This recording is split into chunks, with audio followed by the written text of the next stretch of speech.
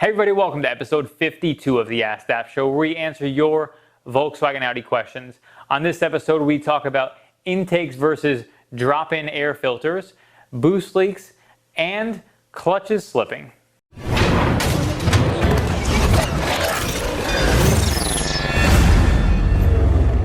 Jared via shopdap.com says, I have a 2010 Jetta 2.0 TSI getting code P0299 also. Hold and check this part. I have the older style, but it's not ripped and has a pretty good amount of oil in it. Any suggestions as to where to go next? Okay, so Jared, 2.0T TSI engine, and you have a P2099 fault. This question was actually asked on our website on shopdap.com, where it's an article that I have written that shows a write-up on how to remove and install a diverter valve on a TSI car, I believe. I'll put a link to that here. It also has a video that I talked about the difference between the diaphragm style, the old version, and the new style, which shows you both versions. There's a video that's linked on that article as well that talks about that, if you're not familiar with the rest of the stuff I'm going to go into. So if you have the old style diaphragm valve and it's not torn, I would recommend probably replacing it. That's my personal thoughts, and here's why. If you were to go down diagnosing it and you've now taken it apart, you see it's not actually torn anywhere, you're not going to know 100% if that's going to be the cause or not until you were to do a boost leak test or something like that. And based on the failure rate of those old diverter valves, I would say you should probably just replace it anyway, because they are very failure prone. And doing so will then eliminate that as a possibility. I don't generally recommend diagnosing cars like that, but given the failure rate of that particular part, I would say it's likely to just do it to eliminate it and ensure that you have a known good one in your car, because if it hasn't failed yet and you're planning on keeping the car, it probably will fail at some point. If that's either the route you don't want to go, or if you've done so and you still have that fault, basically that fault points to an underboost code, which could be anything from a boost leak to a bad turbo, and a wide range of things in between. Like any vacuum leak would cause a boost leak as well, so your turbo is not going to put out as much power as it could in that situation. That would give you an underboost fault. The N75 valve being bad could create a fault like that, because the N75 valve is actually the wastegate solenoid, so it actually controls the wastegate opening and closing. That being bad could cause that fault. The wastegate itself being bad, which is the actuator that's on the turbo that opens and closes to control boost, that could be bad. It could be jammed, possibly. That happens sometimes over time. The wastegates get jammed. There's really anything related to a boost leak. Oh, PCV valve on TSI. I don't know why I didn't think of that. PCV valve on a TSI. If that is bad, it could cause a boost leak. So really the only way to know which one of these parts is bad is to start by eliminating them. First, by doing a vacuum or a boost leak test, which would be you remove the hose, let's say on the outlet of the turbo, you remove the one at the throttle body, and then you can cap one side off. And then there's actually an article that someone wrote up a while back. I'll see if I find it, I'll link to it. But basically, it shows you a DIY way to make a boost test kit. So basically, what you would do is cap off either end. You can go to like Home Depot and get 3-inch. I think it's through those pipes are 3-inch plugs to cap them off, and then clamp those down, and then run another cap to the other side and put an air chuck in there to run pressurized air through that, and you can introduce some smoke into the system, get your pressurized air in, see where the smoke comes out.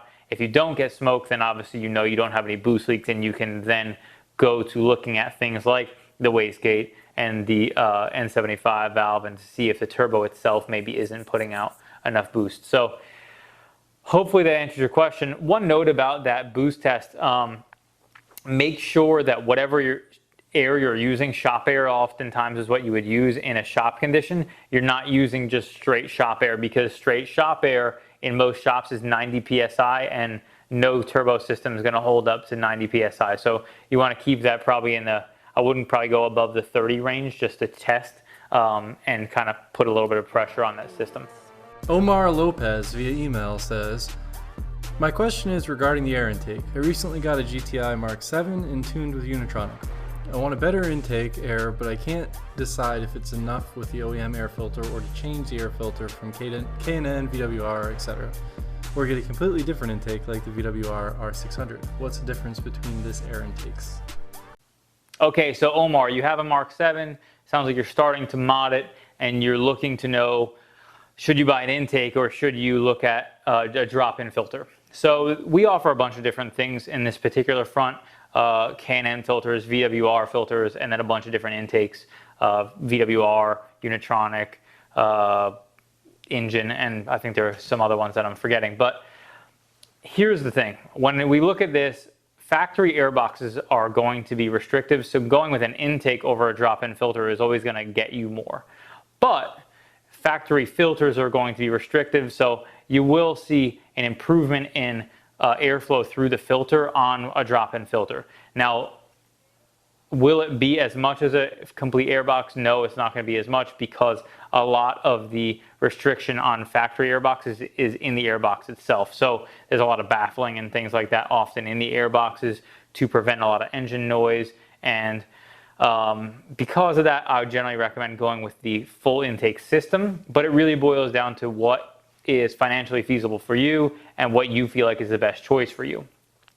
Now, in the front of intakes, even when you go into intakes complete systems as opposed to a drop-in, there's a lot of variety in that too, especially when you talk about open versus closed systems. And then you have, some really on the lower end, you have some pretty inexpensive intakes that are out there, and then obviously the more pricey versions that we offer. I recommend going with closed systems, and here's why. Obviously, anytime colder air is more dense, which is why you put an intake on a car, why cold air intakes were very popular back in the day. Colder air is better for combustion, and getting the coldest air you possibly can is going to be the most efficient for your engine. Doing so with an intake that sits inside the engine bay is less than ideal because obviously you have engine heat that's constantly getting sucked into the airbox through a filter that sits inside the engine bay. So while you get more free-flowing air coming from those type of intakes, you don't get the cooler, fresher air that comes from outside of the car like you will with the closed systems. So because of that, closed systems actually are obviously completely enclosed and pull air from the front of the radiator support grill area, and that air obviously comes from outside as opposed to stuff in the engine bay. Now, the airbox is still in the engine bay, so you're probably going to get a little bit of heat soaking into there, but in general, the air pulled into the intake is going to be coming from outside the car, so it's going to start cooler than the other air. So for that reason, I always recommend closed systems. For us, we're actually going to be putting an R600 on our car pretty soon, probably. That's a really popular one because it's a really factory clean looking intake that looks like it could have come from the factory in that car. The Unitronic one is also very popular because it is a beautiful carbon fiber airbox that, depending on the look you want to go for and the aesthetics of the engine bay, you might want to choose one or the other, and that really boils down to preference.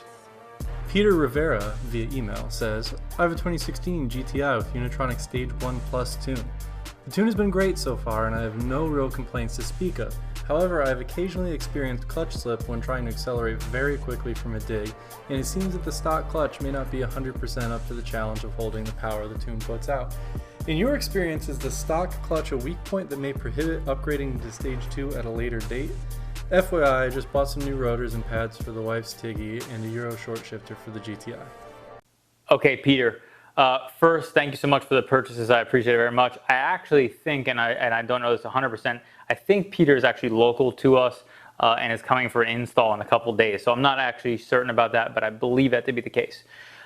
So in regards to clutches, there's been a lot of debate about clutches, and I've always shared my experience with clutches on my car because obviously it's a demo car that we do all of our videos on and all the work on.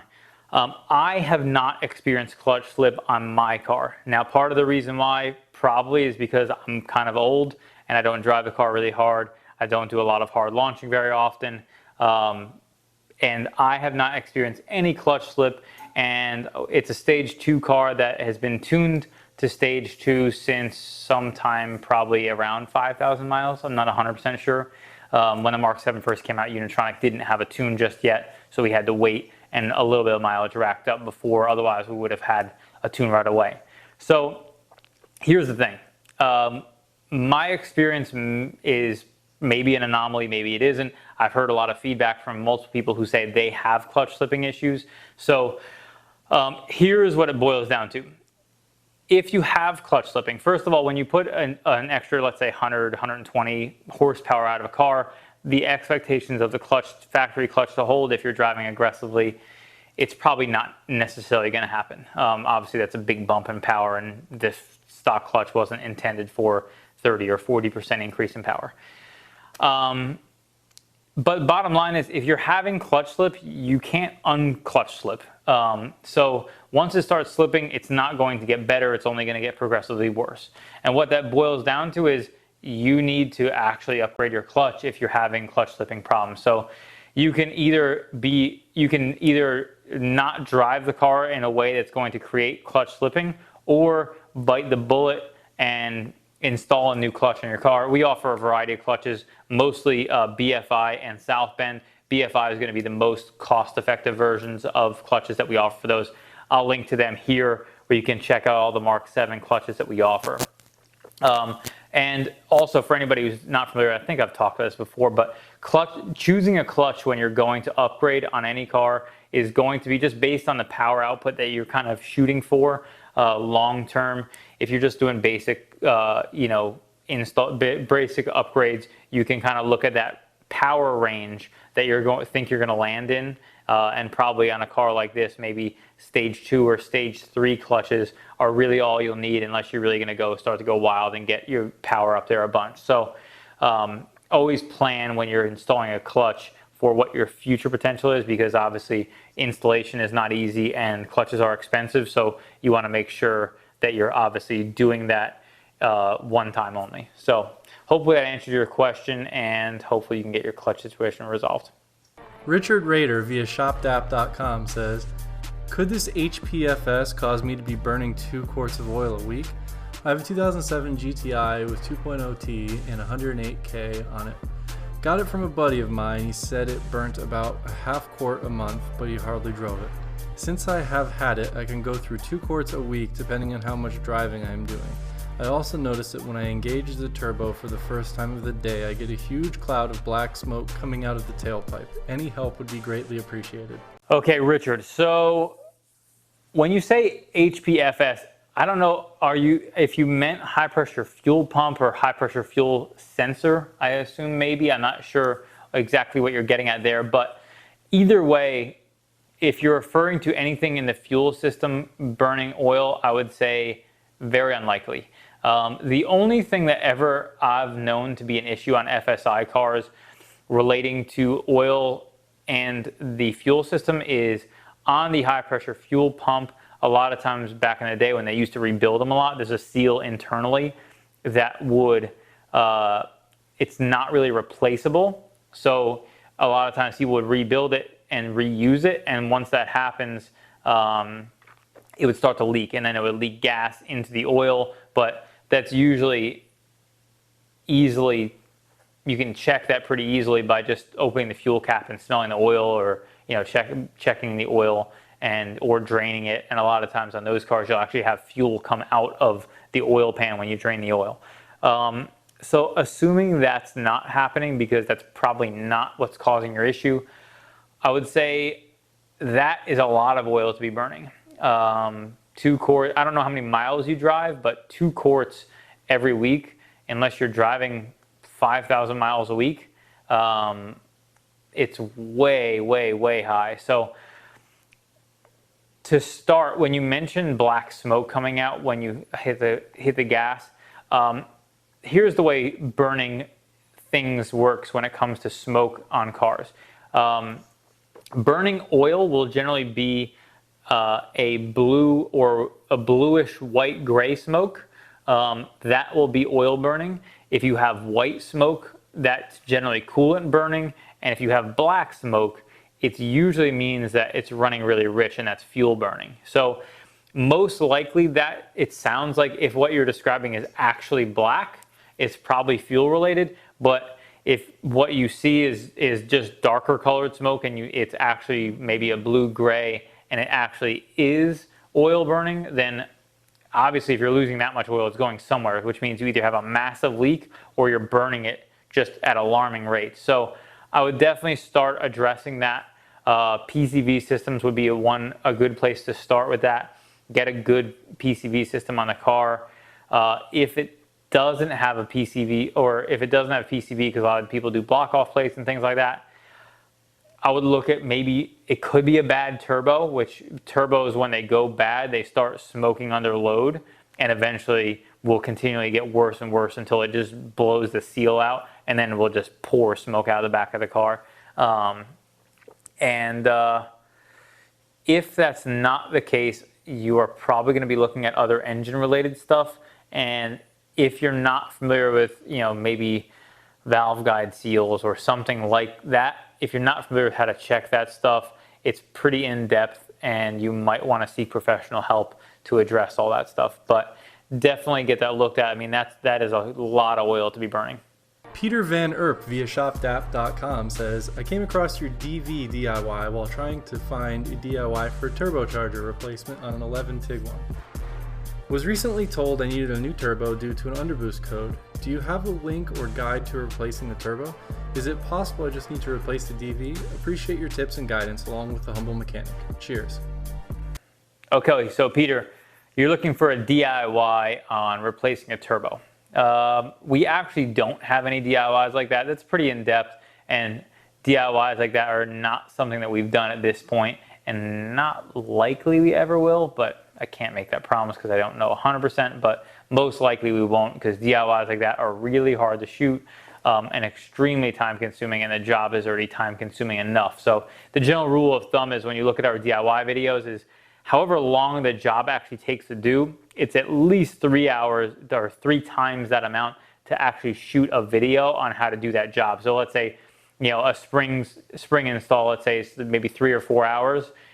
It takes probably 8, 10, 12 hours to actually shoot a video on how to do that, because you have to move the camera and lighting and shots and blah, blah, blah, blah, blah, and make sure you try to not miss anything and all that stuff. So we don't have anything like that. But let's go into talk about why or who determined that, because that's going to be the key. Is number one, who determined that you need a turbo, and how do they determine that? Because if you're saying that you might think you might just need a diverter valve, I assume that is really concerning to me, because that would be if ever you have an underboost situation on your vehicle, that would always be the first place to look on a car, and a turbo would be one of the last places you would want to look, because making the assumption that, let's say, $1,000 part is just bad and you're just going to replace it and it's going to be $1,500-$1,800 to replace it, I don't think that's a good assumption to make ever. So